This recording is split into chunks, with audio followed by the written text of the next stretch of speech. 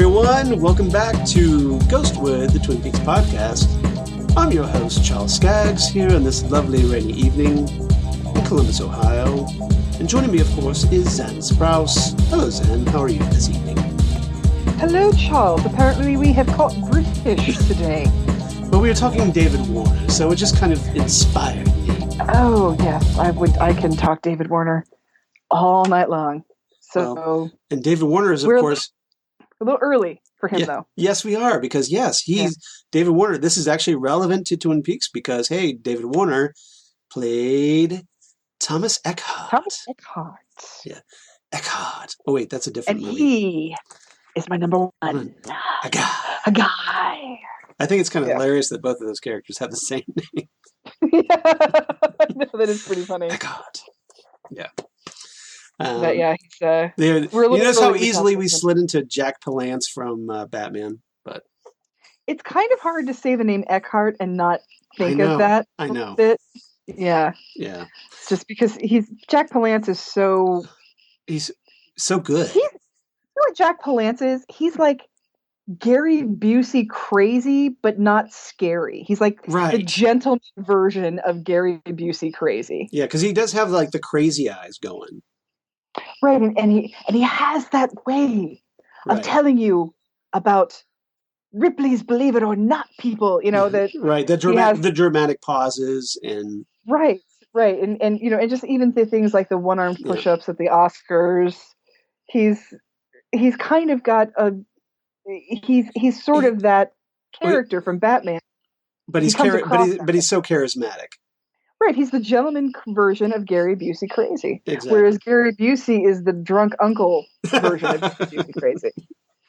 I guess it's Halloween. It's the day after Halloween. It's All Saints Day today as we're recording this. And so I've been watching horror movies all the last 2 weeks. So I think I watched Silver Bullet 3 times. AMC, I think, was running it. And so I think I watched Silver Bullet like 3 times. I've never seen that, believe it or not. Gary Busey plays Corey Haim's crazy drunk uncle.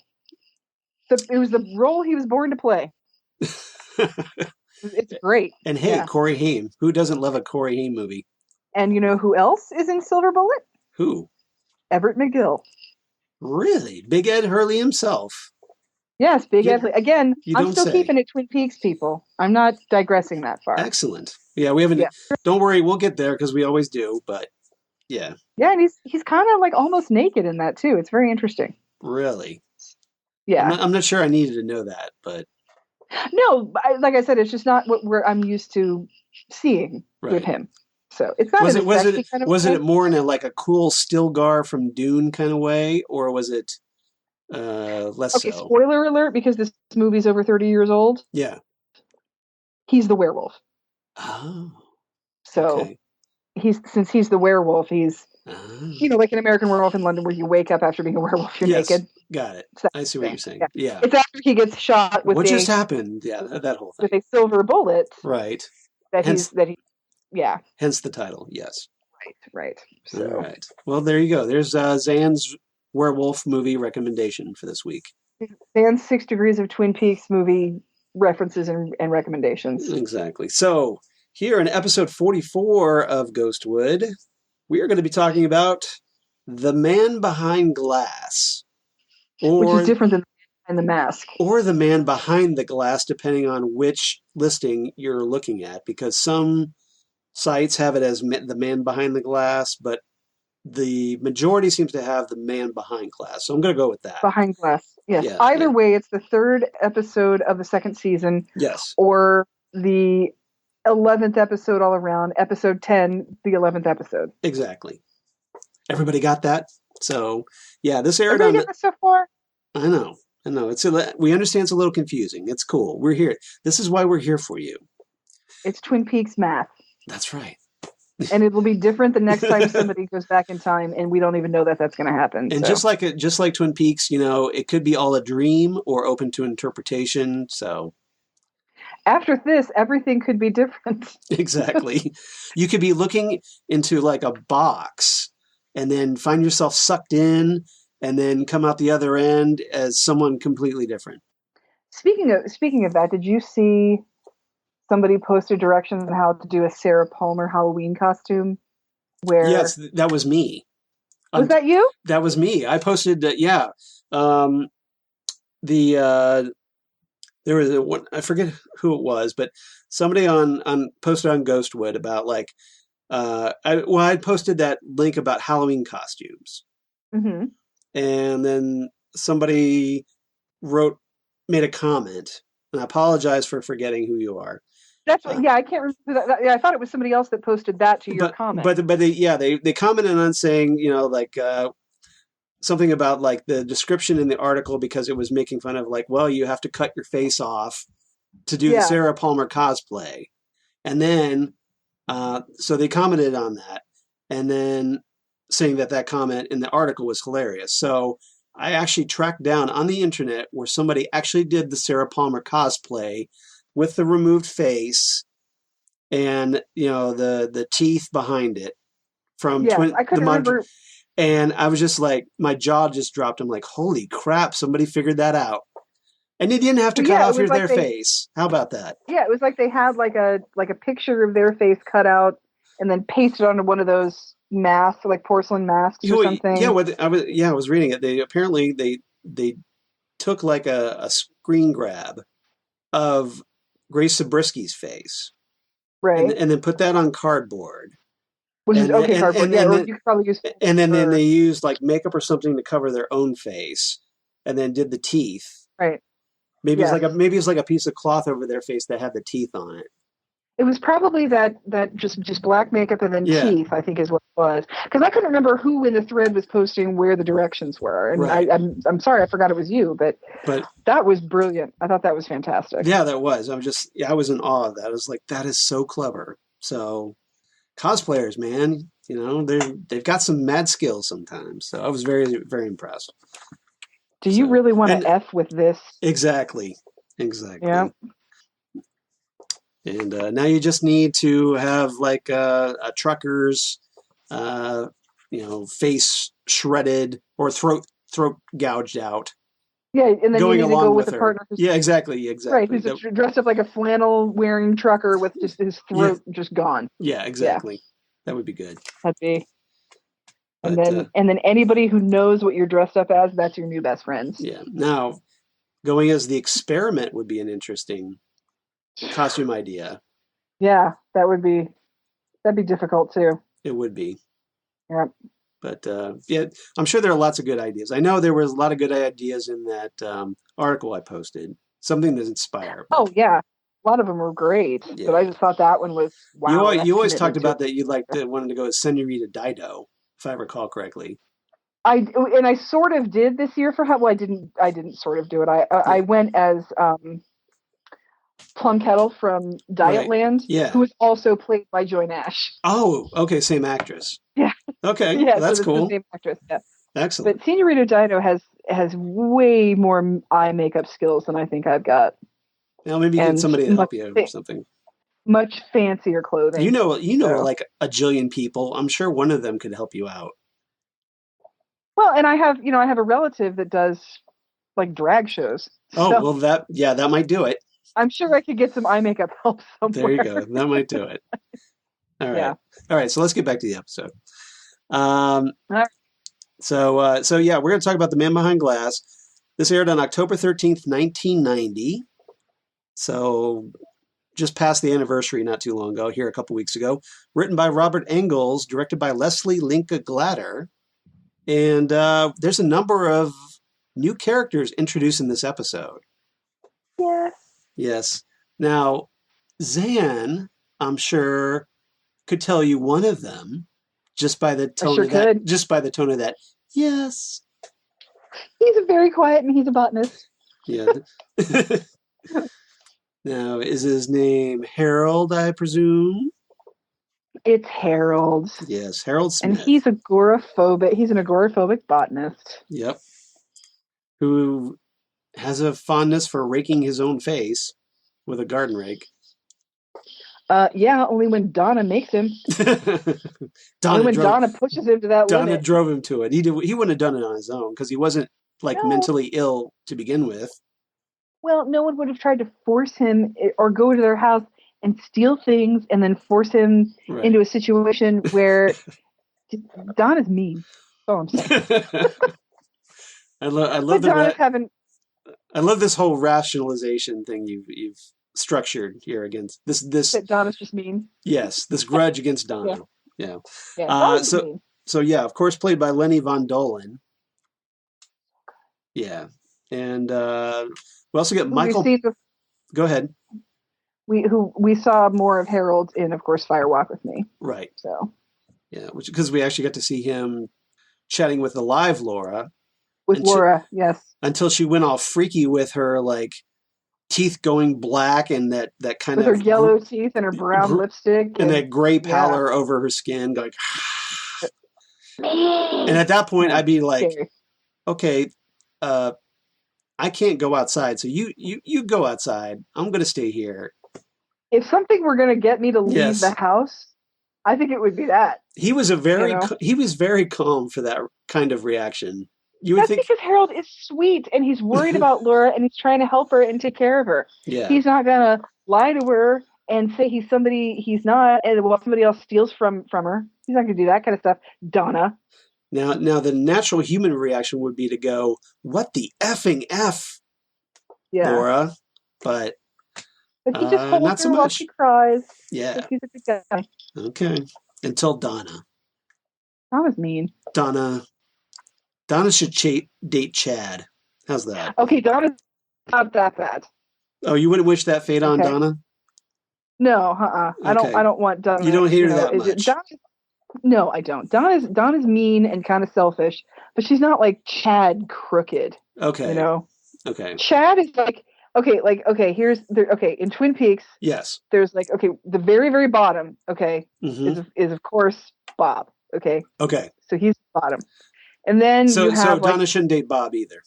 No. Okay. So then you have you have your various Bob incarnations. Yes. There's Leland and there's Doppelganger Cooper and stuff. And so, and then you start getting to humans. All right. And then there's Richard. Okay. Okay. There's Richard Horn. Then there's you put Richard above Bob. Yes, Richard's above Bob. Okay. So, and then above Richard are all the other criminals that have been working with Doppelganger Cooper. Okay. And then there's Chad. So like a bunch of Renault brothers and no, the Doppelganger Cooper people okay, I see. Dahlia and yeah. What's his name? Yeah, them, and then Chad's kind of mixed in with them because he's kind of part of them. Right. And then you have Benjamin Horn. Okay. Then you have Catherine Martell. Okay. And then you have Jean Renault. I would put Ben Horn over Catherine, but that's me. Well, Ben Horn has more irons and more fires. This is true. I'll give you that. That's why he's lower. That's a good point. So that's a lower circle of hell to be placed on. Got it. Right. Exactly. Okay. And then I feel and then you have Jean Renault, and then you have Jacques, and then the rest of the brothers are just sort of wherever because they're just pawns essentially. Yeah, right. But between Jean Renault and Jacques Renault is Blackie. Is who? I'm sorry, you're a little staticky right now. So. Oh, I'm sorry. That's all right. Black. Is Blackie? Okay, got it. Yes. All right. So Chad's not at the bottom. What about Emery? Emery, I put him in with the other Renault brothers. He's a flunky. Because he's just a little toady flunky. Yeah. Okay. Just a little minion. That's fair. And I also would put... What about Josie? Josie's not even on this list because Josie is trying to run from that. Okay. I mean, I know she killed Cooper, or she tried to kill Cooper. Yeah, I was gonna say she's done some shady shit. So let's not overlook. Yeah, but she's not I feel like she was born into a world of darkness that we don't know. Okay, so you feel like she was more trapped. Right. That this was, because, she was like a teenage hooker in Hong Kong. Right. I mean, she's got struggles I can't even understand. Yeah. So she's not quite on this list. And I think, like, and around the Renaults would be Leo Johnson. Okay. And things like that, where you have these people who, Eckhart. they're from. Yeah, and see, Eckhart is like on that other like Josie list. He's like a different story. Okay. Almost. He's like he has nothing to do with or Andrew Packard. Yeah, and Andrew Packard, after especially too reading the Secret History, yeah, he's got weirdness going on. Yeah. But Eckhart is part of like the Josie thing. Okay. Josie thing is like has nothing to do with Twin Peaks. It's happening to bleed into there because she just happens to be there. Okay, so it's kind of like a Venn diagram that overlaps. Yes, exactly. Okay. Yeah, Chad's like in the middle. Okay. And I think that Donna, it's like, if it were one of those gradient level things where at the bottom is like bright red and at the top is light green. Yeah. I think, or like a stoplight. Yeah, exactly. On the Sparkwood and 21 gradient is what I'm referring to. You're welcome. You're welcome for the analogy. Thank you. Yeah. Donna is just starting to be fall colors, where the green is just starting to get a little bit brown. Okay. So I would not wish a Chad on her. She's not that bad. So you'd wish a Jacques Renault on her. I would wish like a red on her. Oh. Oh, okay. Just sort of a an ineffective bad boy. Got it. Not like a Stephen Barnett. Okay. But like a can't hold a job kind of bad boy. Okay. Interesting. Okay. That, just enough to give her grief. But not torment her. Just enough to bring her down a peg a little bit. Okay, got it. Okay. Because and I think that Donna is good enough that she would only put up with that for about 2 months probably. Right. So, I wouldn't like wish, a lifetime with one of those guys, but I wouldn't wish Chad on her. No. Okay. That's not right. All right. Okay. That's good to know. So, all right. So continuing with our introduced cast this time, we also have the great Michael Parks, introduced as Jean Renault. Hello, Yep. This is Jean Renault, Agent Cooper. I love the way he says. I love the way he says Cooper. His Cajun accent that he's got going on there. I love it. that Cajun Canadian accent, French Canadian accent. Yeah, it's like Cajun and French Canadian mixed together. Who has the better bad Canadian accent, Walter Okowitz or Michael Parks? Ooh, that's that's a tough question, huh? That's a tough one because Walter Okowitz is almost like the bad accent. Yeah, contributes to his character being like just a dumbass. Right. Whereas, but Jean. Yeah, where Michael Parks, there's just so many layers of it that it's just fascinating to watch. It's like a train wreck. I love it. Yeah. So yeah, Michael Parks, obviously, if you've known him from other things like Quentin Tarantino and Robert Rodriguez movies, for one. That's true. Yeah. So we also get Ian Buchanan as Dick Tremayne. Dick Tremayne, yes. Hello, Dick. Who he works at Horn's department store, but he acts like he is some sort of fashion designer for Marc Jacobs or something. Exactly. Yeah. The super small town fashion menswear consultant. But he's also a total cheapskate too, which is hilarious. Exactly, and we'll talk about that later as we watch this episode. And he's also got some rather interesting fashion choices. I'll just put that out there for right now. I hope he got his employee discount on those. That's all I have to say. Yeah, it gets 20%. Remember. Mm-hmm. So minus his discount, of course. And then we also get Galen Gerg as Nancy O'Reilly. And Blackie's sister is introduced in this one. Oh, yeah. Yeah. She won't be around long, but... Well. But she's here, so... Yeah. All right. So, and then we have like a bunch of usual guest cast, usual suspects. We get the return of Al Strobel as Philip Gerard, which is great. Yay, which is always good. Always great. And of course, this has Miguel Ferrer as Albert. So that's a home run right there, everybody. Always great. All right. So for everybody playing at home in our home game, we are at around the 1:32 mark as we get ready to watch the episode, which is right after the opening credits, where it has faded to black after created by Mark Frost and David Lynch. So that's our starting point. So if everybody queues up, if you want to take a little time to get yourself ready, and if you come on back, welcome back, and we will count down right here as we press play. 3, 2, 1. Boink. Okay. Oh no. Poor Ronette Pulaski. Yes. She's having a bit of a seizure here. So it's like, and that is an epic mullet. Oh, by Harry. He knows how to rock that mullet. No, not Harry. The guy trying to get her in the bed. Yeah. Yeah. That was pretty amazing. Ronette has like the same reaction I get when I'm like on Twitter reading posts from alt-right people. Oh geez, yeah, just go into convulsions. Horror, like convulsions and horror. Yes. Yep. And your Ronette has been convulsing and yanked out her IV. So Albert's checking the IV. Is like, hey, it looks like dye. So yeah, the IV looks pretty much like blue. Windex. Yeah, I was just to say it looks like Windex or like maybe blueberry Kool-Aid or something.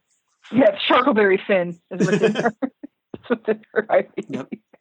So somebody's tried to poison her. Yep. Oh, and look what they pulled out. It's a B. The letter of the day is B. B stands for Bob. B stands for one of the letters in Robert. So somebody came in and put dye in her IV and put a letter under her fingernail, even though she's supposed to have 24-hour surveillance on her. Yeah, room. What happened with that? Well, Bob is a supernatural demon evil incarnate. I think he can get around one hospital security guard. Presumably. The guard's got to go on a bathroom break sometime. All right, so Cooper is going to go through the clues the giant gave him. Right. And he's reminding Harry and Albert and the audience about those clues. Right. And then Harry, of course, brings it back to down to earth saying, you were visited by a giant? And is he in any way related to the dwarf? Which I think is a funny question. That's a great line from Albert. Oh, and here's Donna showing up at Harold Smith's house. Okay, I will admit that Harold is a little bit creepy because he's looking through the window at what Donna is wearing. I will admit he had some problems, but I never said he didn't have mental issues. I just said I love him. Okay, that's all. Yeah, because he was like waiting for Donna to not even knock on the door before he opened it. Well, he knew she was going to come around because he knew that she was doing Meals on Wheels, so he knew she had Laura's old route, and that's why he was assuming she was going to be there. I love his 90s little outfit. Yeah, Harold's rocking the suspenders. Suspenders and apparently pants from 1937. Oh, it's kind of a cool retro thing. It's a very cool retro thing, and I think we should. He's like the 90s version of a hipster. He's like the 90s version of Cameron from Ferris Bueller's Day Off. And let my Harold Smith go. And we should. Donna mentions that it's hot in his house. Well, like I said, he is a botanist, and so his house, he's got hothouse flowers in there. Yeah, he grows orchids, and apparently the orchids like the heat. Those need a tropical climate, exactly. Yeah. I don't know if you've ever seen the movie The Big Sleep, but same thing. Yeah, I gave my mom an orchid for her birthday last year, so that's nice. Yeah, she's been able to keep it alive at least a year, so that's good. That's better than me. It would have been dead by Monday morning. Yeah, I'm no good. Are you a plant killer? I think my problem is I'm just a plant. Black thumb. Forget about her. Ah, I forget about plants is you my neglect problem. them. Because I have cats, so it's hard Yep. for me to have plants. Yeah. And Harold here just like talks about being Laura's like mystery, which is not at all like some I'm sorry, inflated sense of self. He's a horticulturist, not a botanist. Yeah. Okay. I don't know if you remember out there in podcast land, but Donna received a note from somebody that said, "Look into the Meals on Wheels." Right. Harold is who sent that note. Right. Mystery self. It's like, yeah. Okay, well, excuse me, I'm going to go like, go hack my face up with a garden rake. He's not going to do that. Garden rake. Where is that? Oh. Where'd I put it? What's in his pocket? I don't remember what's in his pocket. He is wearing something around his neck that is a pendant or something, and it's in his T-shirt pocket. And now Donna has been in his house for 5 minutes, and she's snooping around. Yeah, she's like, nosy Donna's nosy. And he knows that Harold she's spots doing her. it. Yeah. Because she's not very stealthy at all. Goodness. That's just rude. See? Oh, that's what it is. It's a monocle. It's got a monocle. Monocle in there. I forgot about the monocle. Oh. He's a little short-sighted in that one eye. Everybody loves Laura. And yes, I'm aware Harold's like 30. Yeah. And Laura was 17. Yeah. I know it's weird. And Donna is still in high school. Last time I checked. I know he's a little weird. Gosh. I'm just saying, I think he's a kind soul, even if he is a little weird and probably needs some therapy, like major therapy. Probably. I'd say definitely. See, that's the sad thing about Harold. He can't leave the house, but he's sort of desperate for company. Right. See, he would have been really big when the internet happened. He would have been the happiest person on the planet. Yep. All they need is another R and 2 O's, and you would have the name Robert. Cooper's got a blackboard again, everybody. All right, now we're going to refresh everybody's memory. Right. So they're looking for connecting the dots, and now they have this big circle of a psychic link. I'm wondering if there could have been another plot line in Twin Peaks of people who have actually seen Bob. People who have seen him in dreams or who have been in the woods when he was there or something like that. You got to think that Bob wouldn't just focus on one person at a time, right? Right. Or it'd be sort of something like that episode of Doctor Who where I can't remember the name of the actress or the girl who plays Moaning Myrtle is somehow trapped in a sidewalk tile. Yeah, well, she basically ends up becoming like a slab of concrete that's used for oral sex later on. In my least favorite Doctor Who episode ever, Love and Monsters. Love and Monsters, thank you. I couldn't think of the name of it. But something like that, where there's an internet group saying, "Have you seen this? Do you know anything about this? Like, have you seen the Doctor?" Right. They had that group. Yes. And it'd be something like that.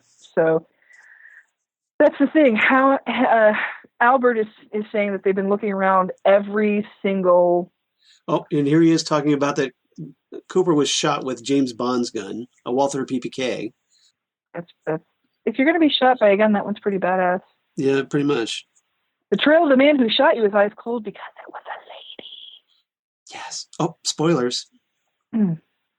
Oh, Albert, you just can't let it go, can you? Albert, we're going to talk about Knuckles. This is my favorite Albert moment in the entire series right here. Yep. He's going to give a lovely little speech. Harry never sees this coming. I'm a naysaying hatchet man in the fight against violence. I pride myself in taking a punch, and I'll gladly take another because I choose to live my life in the company of Gandhi King. Gandhi King. The foundation. Name dropper. Retaliation. The foundation of such a method is love. I love you, Sheriff Truman. And see, and Harry's just like, well, I love this look. He's like, wait, what just happened? So should I punch you or what? Ever? Albert's path is a strange and difficult one. I was No sad kidding. with more about Albert's path. That would have been nice. Albert is the perfect spin-off series that we never got. Just seriously. You can't tell me he would have been like a Twin Peaks version of House. That would have been amazing. You're welcome, Internet. I just gave you the idea for Albert's spin-off series. Lucy, you're playing Scrabble with yourself? That's cheating. In a minute. Thumbs up. Good work, Lucy. Lucy's trying to come up with words out of RB and T. Oh, that's right. But why use the Scrabble board? It helps her visualize, I guess. Oh, Dick. Hello, Dick. Oh my gosh. Who I don't know if you recall was the original voice of the Geico Gecko. Yes, that's true. Yep. Well spotted. And Lester Guy from the Lester Guy Show. from David Lynch's On the Air, his short-lived comedy series. Right. Hello, Dick. Exactly. Hawk is not impressed with Dick Tremayne. No, I would not be either. You also want to say, yeah, good, you do it, Hawk. The cigarette holder too. That wasn't even yours. And you just want to say, somebody. Hawk has no time for designer menswear. He has no time for that. Yeah, you exist. What I don't understand is how Native people don't have enough reason to be angry. Don't even start with me, Dick. Right. Don't even start. Yeah, they're going Dutch for lunch because Dick is a cheap ass. Yeah, I wouldn't try to make Hawk angry at you. He will fold you in half. He will fold you in half just by looking at you with those eyes of steel that he has. Right. Oh dear. Oh, Leland, doing his civic duty here. Leland or Bob, and Leland has seen this man when he was 14. And I'm wondering. I think it's Leland here because he's trying to talk about Bob. Bob wouldn't talk about himself. Either that or see. Okay, I was thinking about this. Is he Leland here? Because that's your first instinct because he's ratting out Bob, but at the same time he's talking about how he saw this man looking just like that when he was 14. I think does he just sound like a crackpot now, and he's taking them off the scent a little bit?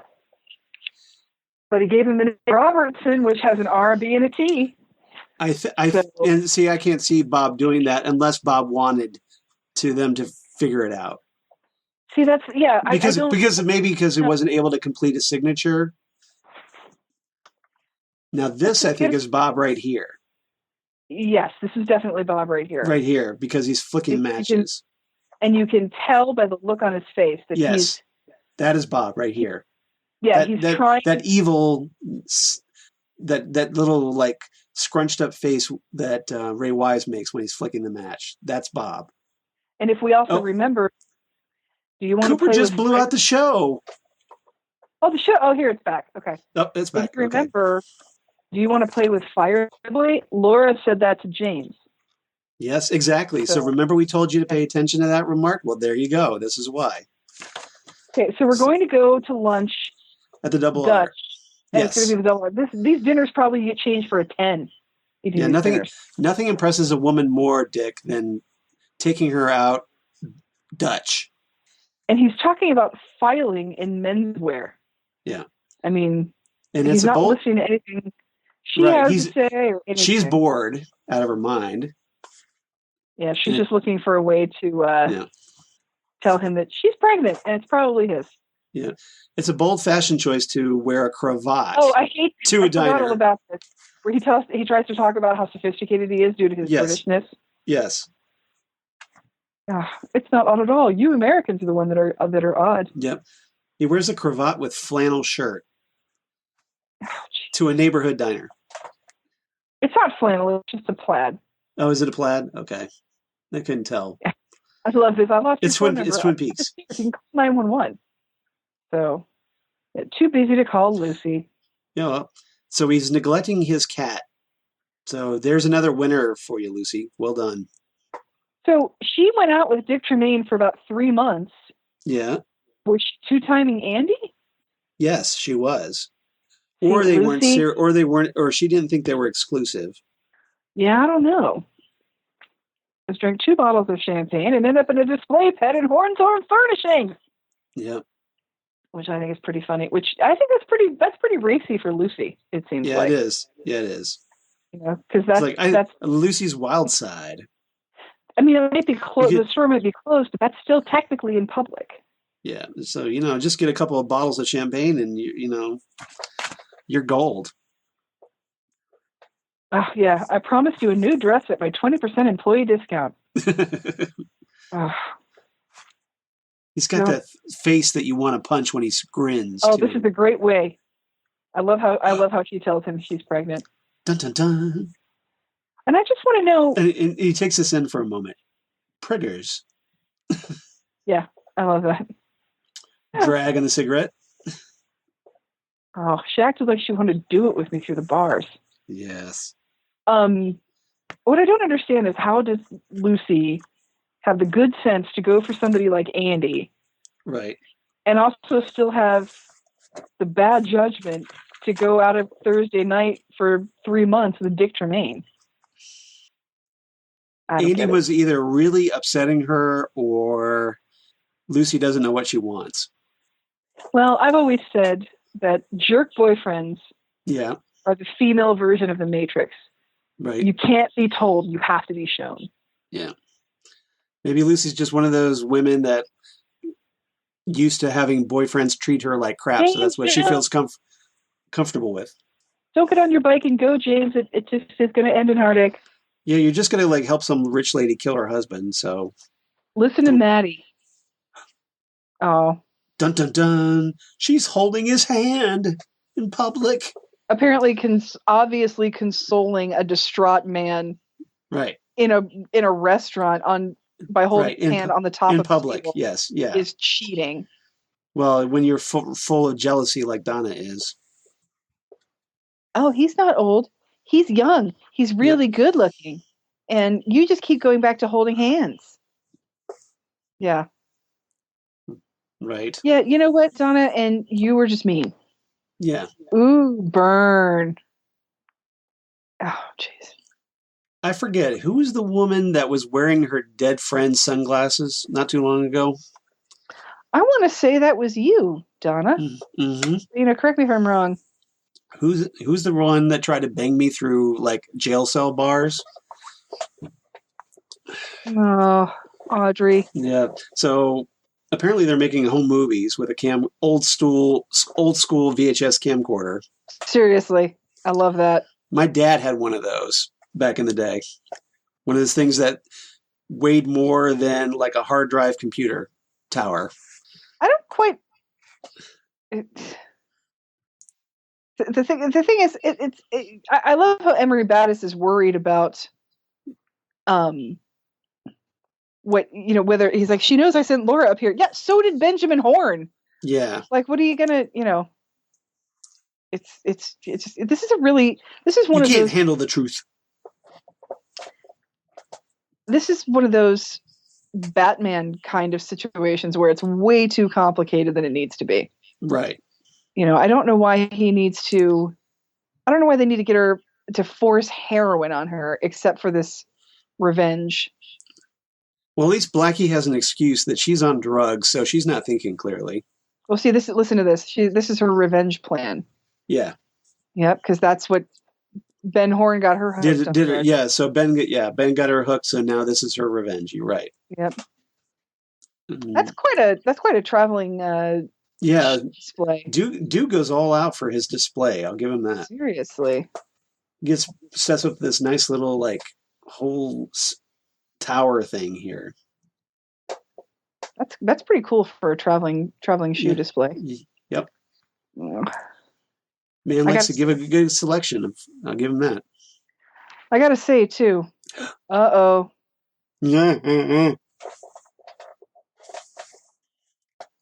Those look like big boots, Harry.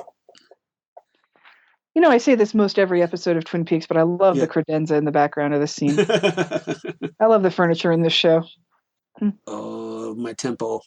I shouldn't have eaten all that whole box of orange push-ups. No, you should always get a whole box of orange push-ups. Those are delicious. They're the bestest. They're like sherbet, Yeah. but without a spoon. Yeah. Here's the bathroom. You don't mind if I hide some diary pages in the stall door, do you? Yeah, that you're not going to find for 26 years. Right. Exactly. Aw. It's only by sheer luck that happens.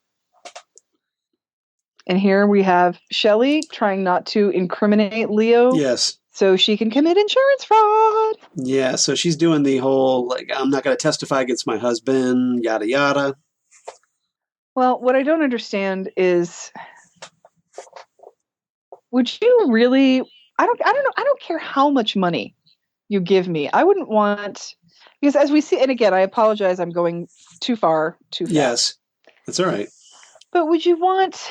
These episodes are over 27 years old. Just True. saying. So, the statute of limitations on spoiler alerts has long since expired. Yes. Would you still want Leo, creepy, mean, horrible, evil Leo, catatonically staring at you in your home for the rest of his life? Lori, Shelley's not thinking about that. All she's got thinking right now is dollar signs because Bobby put it in her head that dollar signs. And Cooper is on to her. Yep. It's like, okay, that's nice. We'll see you later. Bye. Yeah. And maybe he'll realize what a wonderful person he's married to. Yep. Never. Reverse psychology her right now. Bye. Yep. Insurance money. What exactly does insurance money smell like? Is it like regular money or is it like a special insurance flavor? What is it? It smells like Band-Aids and Vapo Rub. Smells like victory. That's only in the morning. Napalm. I love the smell of napalm in the morning. Smells like victory. Oh, poor Philip Gerard. Having a little seizure there. Without chemicals, he points. Like I said, a lot of people in this town have seen Bob. And I think their stories would all be interesting. If there would be a way to do... Here's Mikey. Yep. I love the voice effect on Mike here. Oh, yeah. The echoey chamber kind of sound. That bathroom echo, yeah. Otherworldly. Well, and what I love about this character... I'm on to you now. Is you can tell that just like everybody else, he's really fighting. He's really, really fighting to keep Bob out of his mind. Right. And then, Oh, Garfield, will you ever tire of lasagna? Gangsters in the hotel. Not gangsters that Ben Horn invited. It's a gangster's paradise. And I love how he's so completely not interested in where Audrey is. No. And he's saying she's gone missing before, so he's not terribly no big concerned. deal. No big deal. Ooh, Cooper, low blow. So have two other local girls recently. Ouch. Mm-hmm. And Ben fires back. Oh, goodness. Questioning his professionalism. Yep. And acquaintance. Oh, is that what they're calling it these days? Acquaintance. And and again, as Cooper made so sure to remind Diane, she is 18. She can do what she wants. Ben is hornsplaining right now. Park your jalopy. Yep. That's a word we don't use anymore. Jalopy? Should. Yeah. Yeah. We've all driven one. We should say it often. Oh, such a jerk. See, and he wears a polka dotted tie with a striped shirt. What man does that? What kind of monster? Monster. Yeah, exactly. Well, what I think is interesting too about Benjamin Horne is that he's asshole. He is, but he's mostly just selfish. The only reason he goes to these criminal endeavors is to get more money. Yeah. And he's also... He could be president. Yeah, seriously. He'd be perfect, apparently. Here we go. Jean Renault. The veil over the face. That's a little heavy-handed, don't you think? Yep, a little bit. Look brought you around something. you at all the tacky floral prints. You're still a stupid vanilla. I know. Ooh, English caramels. That sounds good. Why don't you suck on this caramel, little girl? That's not creepy. Jean Renault. No. And well, here's the creepy part. After he takes it out of her mouth, like he pops it in, and then he licks his fingers. Yeah, this is Ugh. good job, Michael Parks. I mean, Michael Parks is doing a great job, but it's disgusting. Yeah. Both him and Walter Olkowitz do that had to have made his Quentin Tarantino audition tape. Seriously, yeah. Both him and Walter Olkowitz they just kill it being these horribly disgusting brothers. Right. Oh, this has to be horribly terrifying because you have these moments of not, full disclosure. I have never done heroin. You haven't? No, I have not. Everybody had. No, I thought everybody. All the cool kids. No. Yeah, no. Exactly. It's from what I have heard, it's a euphoria unlike any other. And then she comes down from that and wakes up into, just terror. Yeah. Just being terrified. Jean Renault fashions by Colonel Sanders. Yeah, seriously. Where exactly are you from, Jean Renault? Are you from Canada? He's like Louisiana? Texas by way of Kentucky, or yeah, it's like, are you from Canada, Louisiana, France, Washington, or Kentucky? I honestly don't know. You're kind of all over the place, Jean Renault. Kind of everywhere. Get your act together. Oh yeah, yeah. No, that's not the guy that killed your brother. The guy that killed your brother is a supernatural being that is inhabiting a human host. Yeah. Oh, did we forget to mention that? Yeah. It's like at the beginning of the series where Donna says that we're worried that whoever killed her isn't going to get caught. It's like, yeah, that's kind of what happens. That's kind of exactly what happens. Look at the little grainy surveillance tape that they have, the security cam. It's so grainy you can barely tell it's Cooper. Well, it was 90s security cam video, so. Yep. Everybody happy. Everybody happy. Jeez. Notice how her office kind of looks like the Black Lodge? Yes. I'm sure that's deliberate. Oh, I'm sure. Donuts and coffee. Time for a break. I've got donuts and coffee. Harry, every day, once a day, give yourself a break. Break me off a piece of that Kit Kat bar. Don't think about it. Just let it happen. Oh, I'm not letting it interfere with Audrey. Oh wait, did I say that out loud? Yeah, exactly. Not at all in like a creepy FBI agent, attracted to a high school girl kind of way. Not at all. Yeah. I actually think I read somewhere that a fan sent him that coffee mug. Yeah, you told me that story. Yeah. I never knew that until now, or until you mentioned it. It's a dusty memory, and it's an article. I don't even remember which magazine it was in, and there's no way I still have it, but that's what I heard. So Hawk just updated everybody about Pearl Lakes. They found the boarded up White House. I love how Cooper's like, there's a one-armed man here, and he got faint and passed out in the bathroom and just left, and you haven't told me until right this second. Quick, Watson, to the bathroom stalls. Occupied. You know what I want to look at here? If Cooper goes into these bathroom stalls. I'm in here. It's Chad. I'm just wondering. I'm wondering if these bathroom stalls, if they are Nez Perce. They have to be, because those diary pages are in there. I'm wondering if you see the logo. No, you don't. I looked. Okay. You looked too? Okay. I did look. Because I was thinking about that just now. I was like, oh my gosh. And I was trying to figure out, because the bathrooms have obviously been renovated all these years later, 25 years later. But they must have used the exact same doors for those diary pages. See, that's the guy. Look at his epic mullet. You're right. His epic. Oh. Yes, okay. Foreshadowing. Yep. Who knew that Doc Hayward was into bondage? It's for her own good. She's apparently ripped through 2 sets of restraints. That's so fun. So, Ed. Whatever that means. I'm not 100% sure what that means either. And Ed is so cute. If I'm going to sing to her, can everybody else please leave? Yeah. Well, you can't blame him. Maybe he's not accustomed to it. Well, and this is saying a little bit about their relationship, where he says Right. maybe she has a favorite song, and he's like, I don't know. You know, I think I would. And I love that.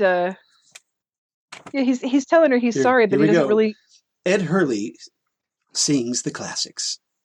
He's telling her he's sorry. He's not sure what she wants to hear. Top of spaghetti, all covered with cheese. I lost my poor meatball when somebody sneezed. Yeah. And and I gotta say that he's got a good voice. He's got a lovely voice. I love his deep rumbly voice. He's got a sexy voice.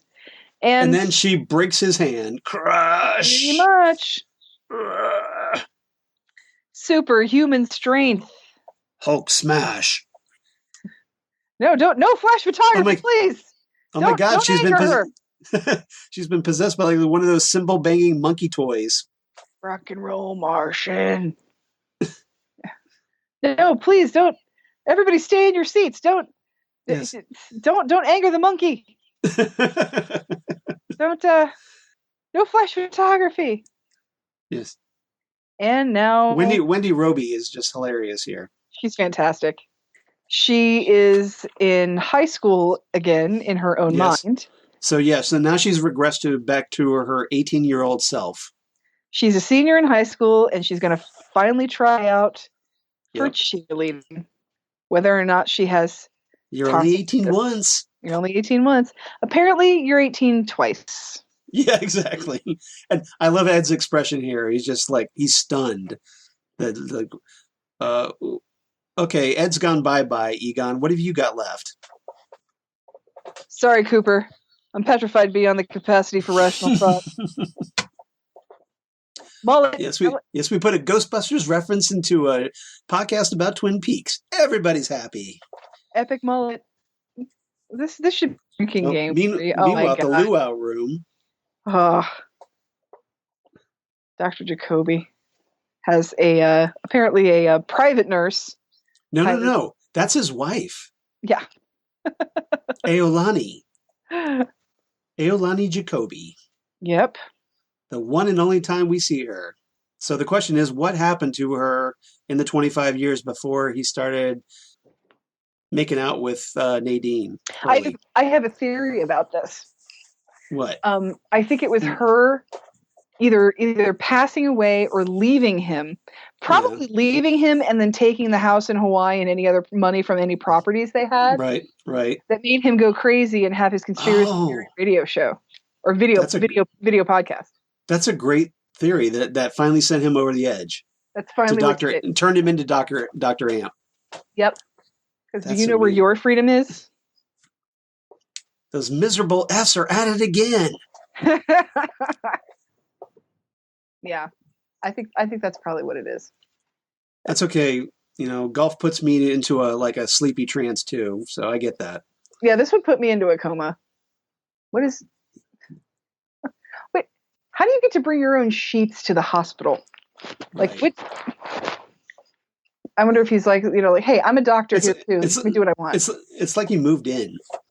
Seriously. And there's no way. I don't know if you noticed on the way in to this room, there was a sign on the door that said oxygen in use. So they're just going to blow up. They're just going to explode. So it's an interesting way of hypnotizing somebody. Right. Well, if he says he's done it several times, so all you have to do is now he's got it to the point where you can just read this and he slips right into that post-hypnotic state. Right. I think it's a program, it's funny. He said. Yeah. Of all the things describing a golf course. So Cooper's interrogating him now under hypnosis. And we're just learning what the futility is of trying to talk to Dr. Jacoby and get some sort of coherent answer. Even under hypnosis, he's not lucid. But look at Cooper. He's just a total pro, and he's trying to... But he does get some information out of him.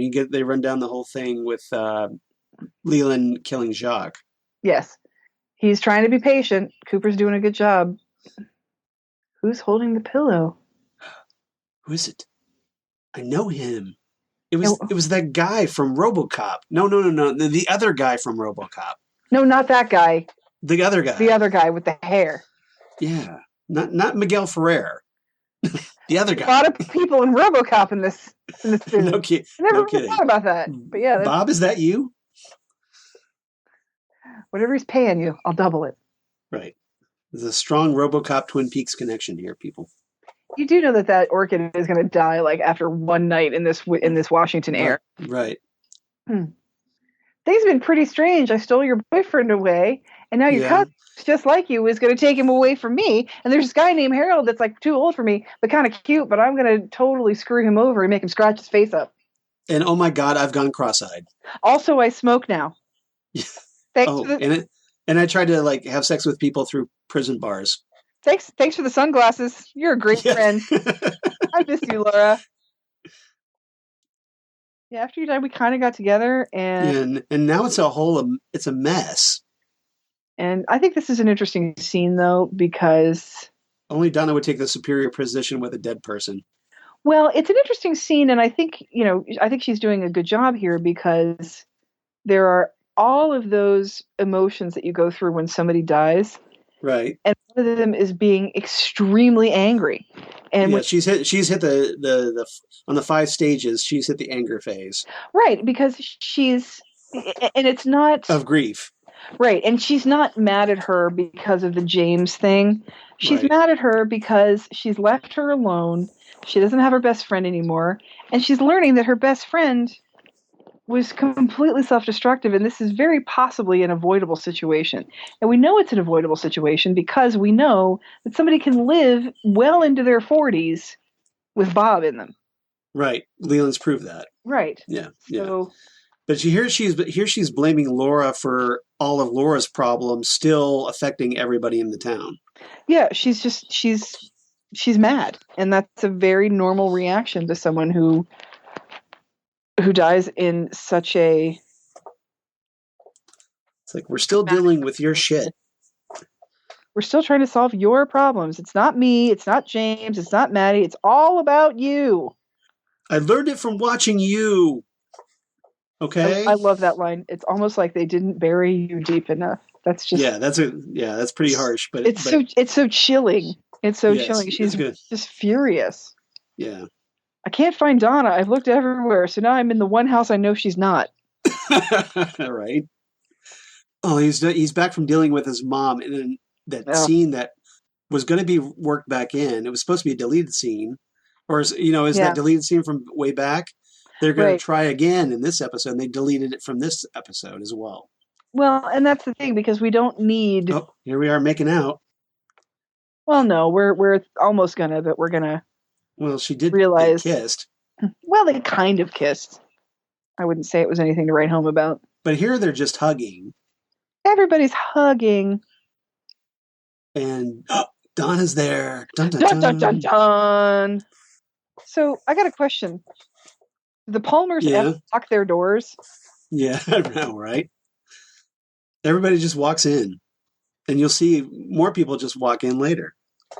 So is Donna just driving? Why? Well, maybe because you kind of made out with Maddie, and maybe just saying. Oh, now we're going to red. Condition red, everybody. Condition Chad. Condition Chad. There we go. I like this scene here with Maddie. Yeah. But she's like, all I did was come to a funeral, and now everybody thinks I'm Laura. Even I do a little bit.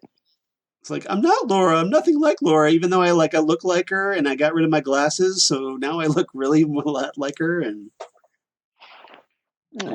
wear kind of clothes she might wear. And of course, this scene right here looks all kinds of awkward, knowing what we know.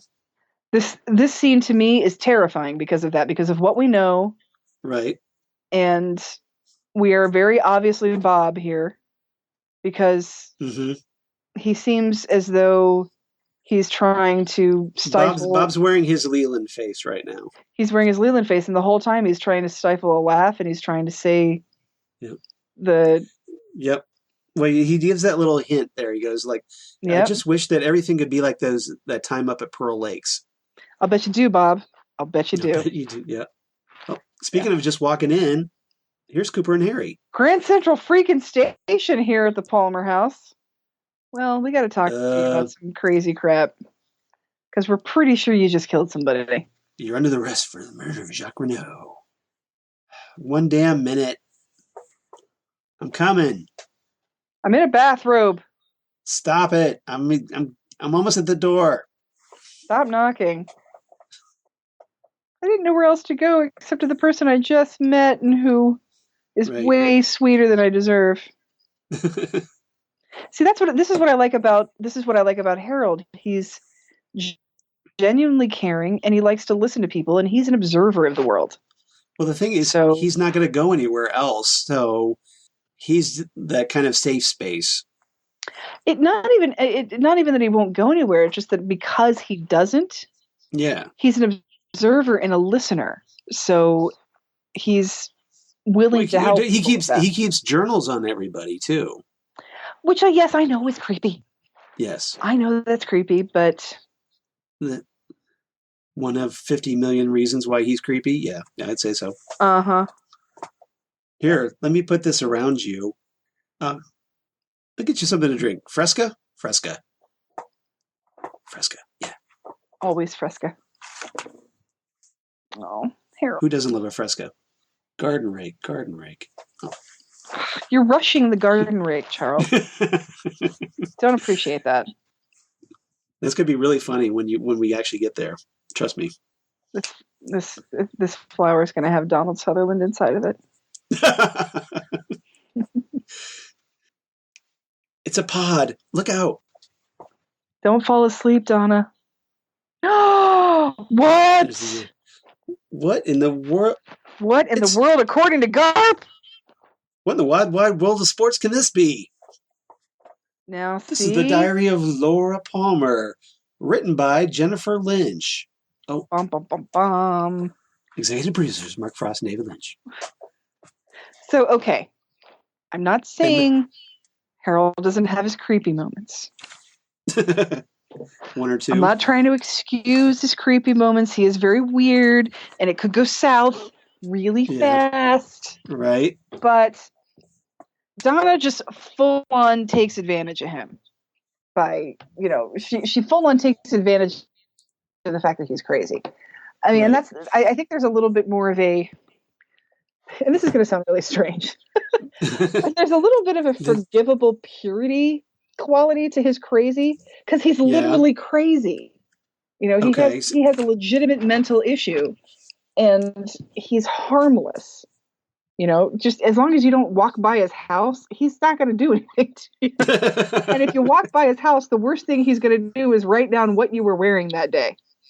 Right. So he's. But the only person he ends up hurting is himself. So yeah, he's creepy, but he's a disturbed, kind soul, and I don't think he knows how to interact with people. But he's also not dangerous. I mean, now in this day and age, he probably would be dangerous. He'd probably be some sort of Chad incel. Well, a Chad is the opposite of an incel, apparently, according to the Urban Dictionary. But he'd probably be some sort of incel who thinks that the world owes him something for being a nice guy. Right. But that's not who Harold is. And I don't like, what I don't like is how many people get injured or wind up in the hospital because Donna is trying to take advantage of the vulnerability to get information out of them. That's what bothers me. Well, here's the thing, though. She doesn't start off being that way. It's only when her curiosity gets the better of her that they realize that, oh, hey, he's keeping the secret from me. Well, something that could help in the investigation of my dead friend, but he won't. So there's kind of, I think it's kind of blame on both sides here because he is keeping secrets from her. He's keeping secrets from her, but actually all he's doing is keeping Laura's secret for her. His actual, and I know I sound like an apologist for a creepy, crazy man. You're the Harold Smith apologist. But you know what the difference is between Harold Smith and like other guys out there in the world that are actually like this. Yeah. Harold's fictional. So this is all academic. This is a good point. This is a good point. It's okay because he doesn't exist. It's perfectly fine because he does not exist. So he's the ideal boyfriend. He doesn't exist. He does not exist, and he never leaves the house, and he always has flowers for you. Right. I think there's something. It's a strong selling point. That's a plus. That's like the ideal man for a lot of women. That's one in the plus column. Just hide the garden rakes. You stop with the garden rakes. Jeez. If you didn't know what happened to Harold, you do now. You can probably guess. Anyway, the thing is, there's something pure in intention that all Harold's trying to do is keep his promise to Laura. Right. Because he did make her write it all down. And they did that so he could try and help her. But she trusted him enough to share her secrets. So now he's living up to that trust by keeping her secrets. Well, now refresh my memory on something because I don't remember this for sure. Did he actually read the diary? Probably. I think he did. I don't remember. Do they mention that or not? Because there's a part of me that I can't imagine him not reading that diary. I can actually. If he said, "I'll just keep this for you here." Well, maybe we'll find out during the rewatch. Like I said, I think it could go either way, and I just don't remember. But I think there's a possibility that he was just keeping it there, and he was keeping her secret. And that's what Harold does: is he keeps people's secrets for them. Right. And so he's still just trying to keep Laura's secret for her. And I guess I'm a little more forgiving about that too, because we find out that Laura's secrets aren't going to help anything. They're not going to solve the case. You're never going to apprehend Bob. It's not like Bob's going to be able to get the lethal injection and never. But I think it would allow a better understanding of what happened to her. It probably would, or it would give them just whether you could do anything about it or anything could have been done about it is, I think, not the issue so much as that it would help create that better understanding, that it might help people be able to cope with what happened better, especially like maybe Sarah Palmer, but considering what happens to Sarah, maybe not so much. Hindsight being 2020, I don't know. Yeah. I don't know about that. Maybe some of the townspeople, maybe Cooper at least, may give him again. I know, maybe not the best one. I don't know about that so far because he's got. Right. This is that's the heartache of Twin Peaks. It doesn't end well for pretty much anybody. No. Yeah, sure. It doesn't. Maybe Pete. Yeah, maybe Pete Martell. It might give some closure to. Yeah, maybe. That's about it. Yeah, pretty much. Oh well. Yeah, I tried. Well, eventually it does end up being okay for Ed and Norma. This is true. That's the only thing giving me hope to go on. Maybe Heidi. Maybe Heidi. We don't know. She did get seconds on Knockwurst that morning, didn't she? Jumpstarting the old man. Couldn't get her car started.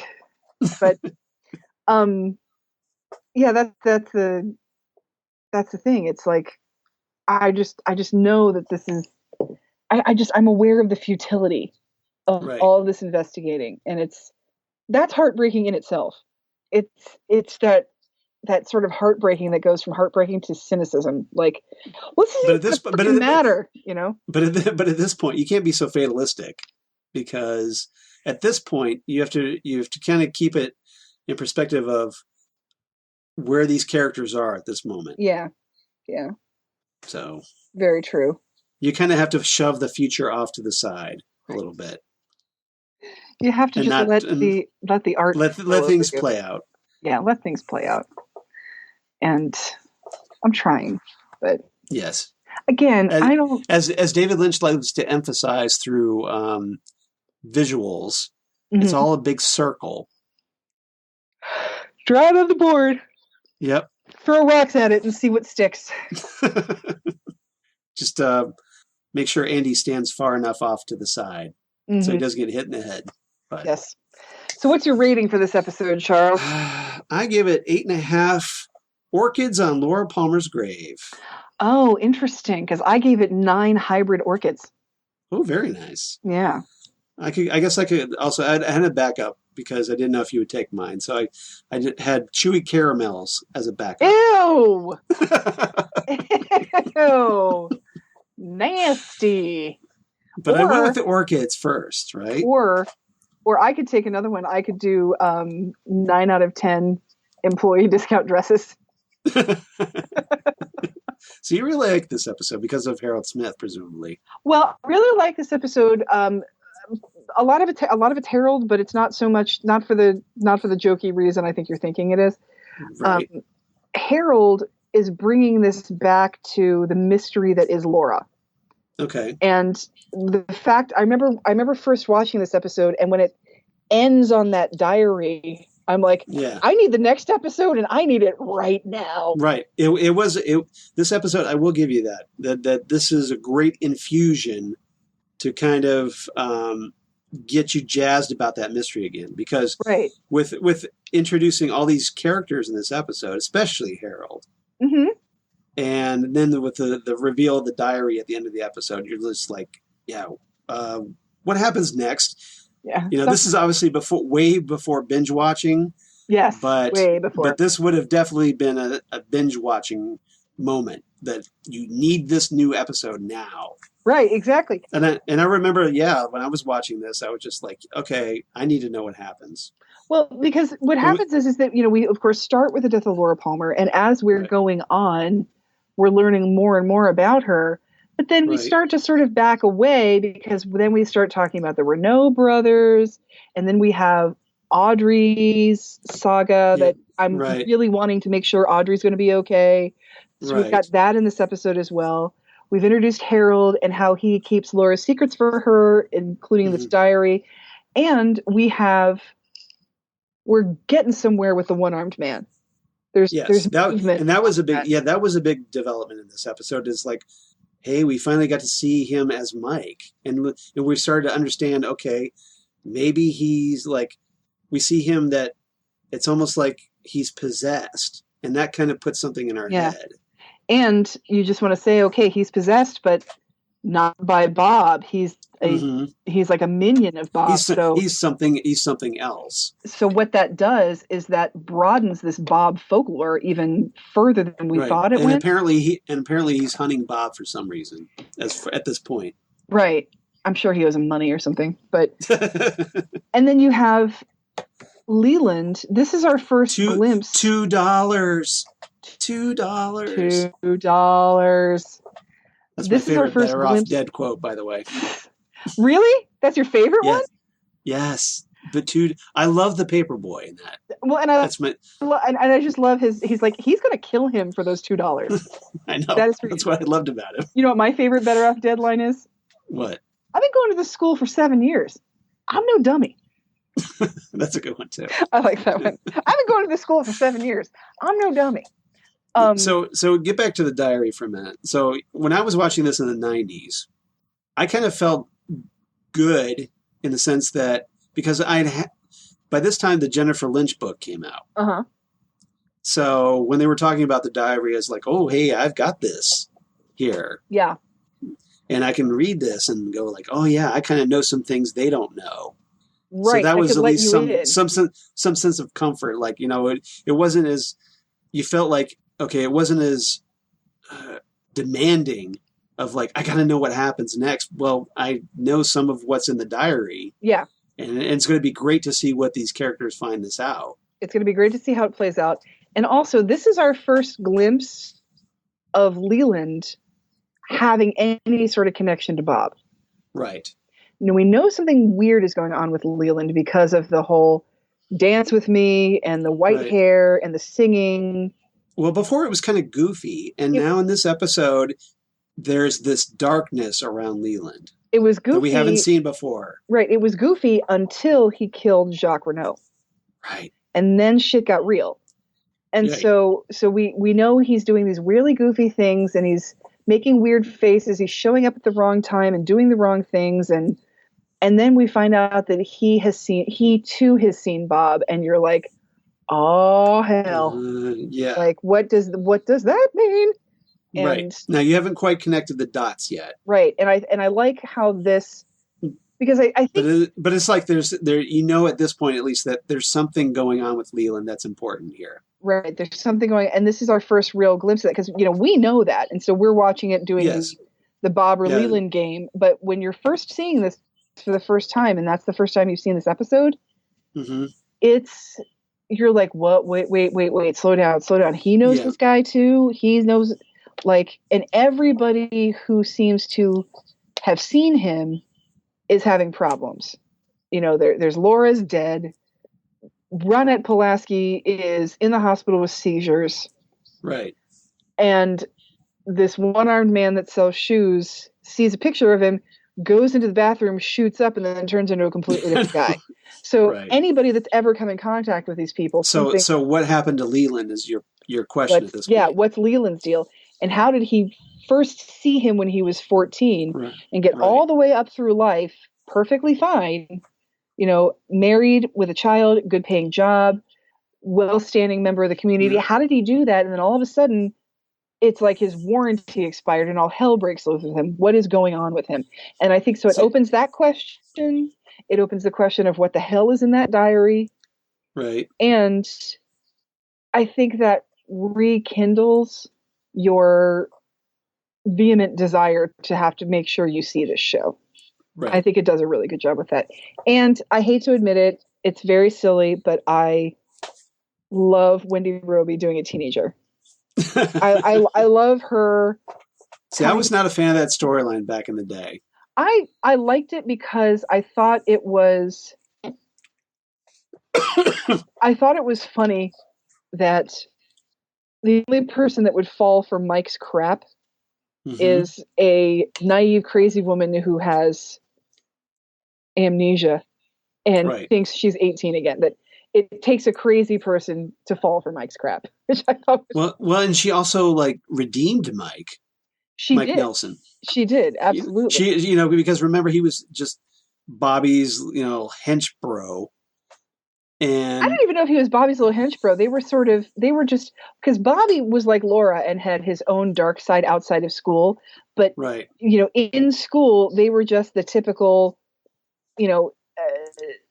jocks who were also bullies. And so I think they were just pulling that, we're better than all of you kind of a thing. I think they were more of because they were football players. Yeah. I think they were more of a team than a bully toady flunky sort of a relationship. A duo. Yeah, they were more of a duo. And but my point is that Mike, up until Nadine, was a jerk. Yeah, and Nadine really and Nadine broke him. Almost literally. Yeah, literally, exactly. There were bandages involved. Well, do you have any idea? And a neck brace. Do you have any idea what a combination of sexual maturity and superhuman strength can result in?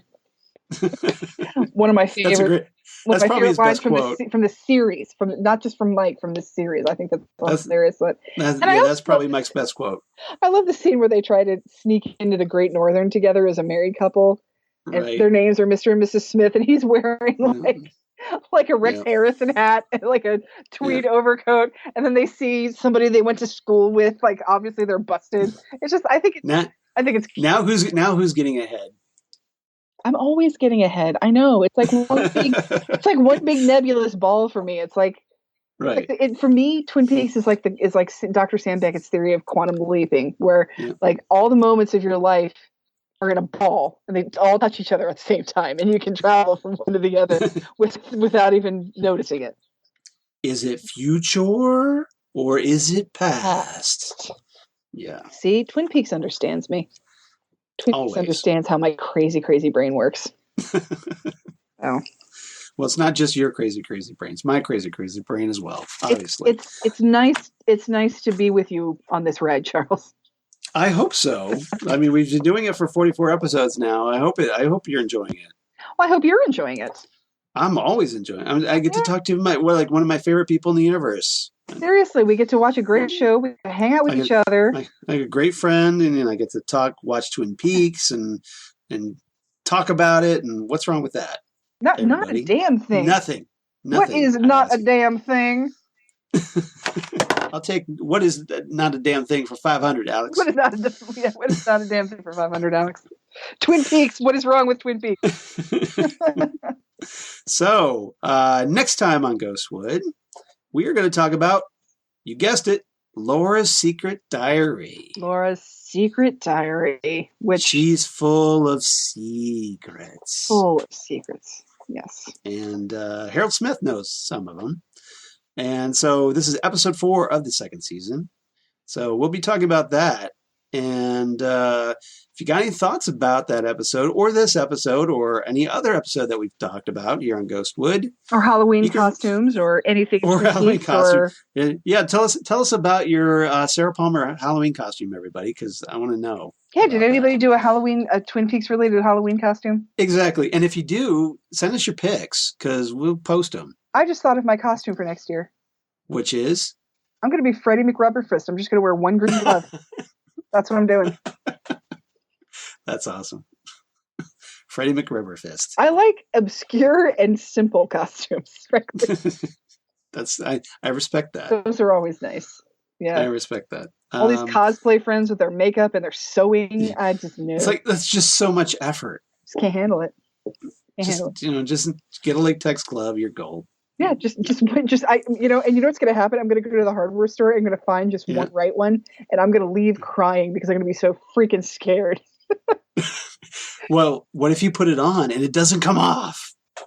I'll just punch somebody in the face. There you go. I'll start punching globes. I'll just go around punching people. Is it you I'm supposed to punch? I guess not. Still here.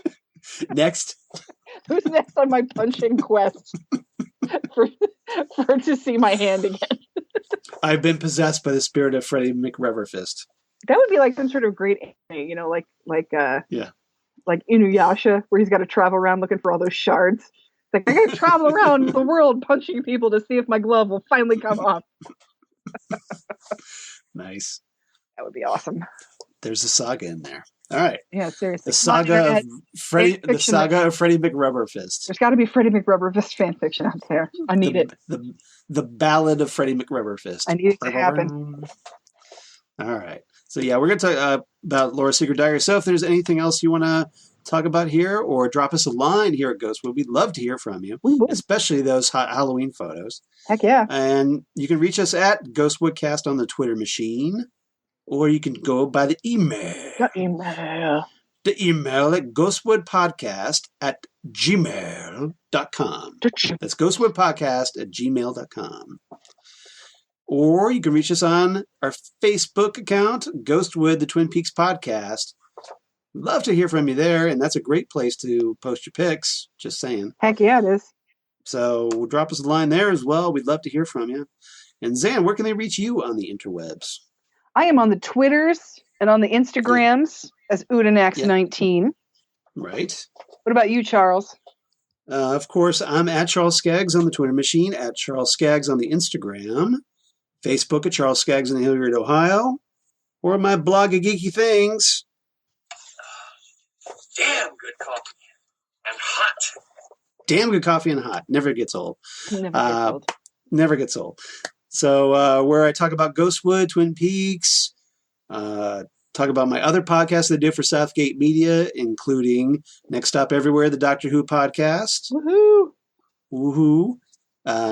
Or the Phantom Zone podcast I do with Karen Lindsay, friend of the show. Which is really helpful because nobody can watch all those shows. Right. Yeah. We need you to help us navigate. I try my best. Karen and I both try our best. Yep. Or Titan Talk, the Titans podcast, which just had, Titans just had Sherilyn Fenn on, you guys. So. Heck yeah, they did. And every so often she's turning up in photos and stuff. So might be more. Just saying. So you check us out there. We're reviewing the DC Universe series Titans. Other than that, please go to the Southgate Media Group Patreon page and donate if you feel inclined, and that helps us keep the lights on. We definitely appreciate that as well. Yes, right. Exactly. I mean, do you really need that dollar McCafe? Exactly. that you were going to buy today. No, you need us. It's not even that good of a coffee, no, right? No, it's not. It's just there, and it's 24 hours, and you're already in your car. That's why you're doing it. Exactly. That dollar could be so much more well spent for geeky podcasts, and you know it. And they'll last longer. You can download us and keep us forever. This is true. Yep. This is true. Because we'll be eternal. Oh, that's kind of a scary really thought. Kind of scary. That's a little too maybe, much. Maybe forget about that, because you can always hit the delete button, I guess. Too much perspective there today. Yeah. Maybe just one too many deep topics we're talking about. So other than that, everybody come on back. Laura's Secret Diary, next time right here for episode 45, Ghostwood, the Twin Peaks podcast. We'll see you next time. Bye, everybody. Bye.